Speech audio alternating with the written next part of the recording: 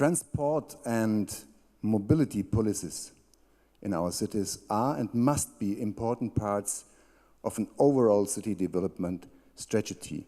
But positive transport development also needs not only good development concepts, but in my opinion, but an intense public participation process. For a room of transport experts, many of us know what needs to be done. We know what would make a sustainable city, but the real challenge is how do you mobilize the political will and capacity to introduce the policies and implement the policies that you know need to be undertaken in order to create sustainable cities. It's one thing to get your preferred policy done.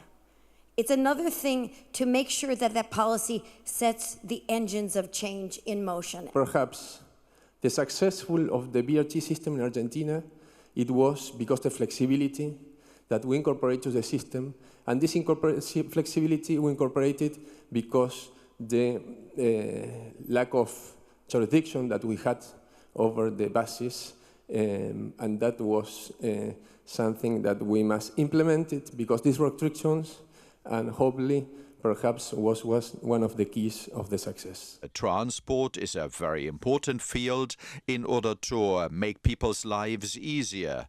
So I think there is a split responsibility at all levels. The city, of course, also the large-scale decision makers in a country, or a forum like this can be an opportunity to foster an exchange of opinions, to create links, and to create networks. Constructive advocacy can really help raise the bar and educate the public and extend the reach of you as a public servant.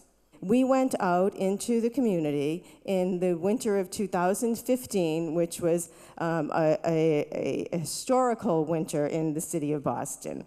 And we started this process with a question campaign. And we wanted to ask, what's your question about transportation? How do you want to get around in the future? What's your vision? Tell us. So what came out of that? 12 themes. And the top 3 of those themes formed our vision and our action plan.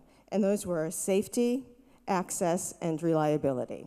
We used to squeeze along the buildings to get around the cars, and now you can find pedestrian walkways in the center of Moscow, sometimes even wider than the lanes for cars. And then there are many pedestrian zones in Moscow where cars do not have access. The city has become more comfortable, greener, and we feel safer. And as you already know, next year it's safety and security in transport. And so the best way to start that is to have a safe return trip home. Thank you all very much.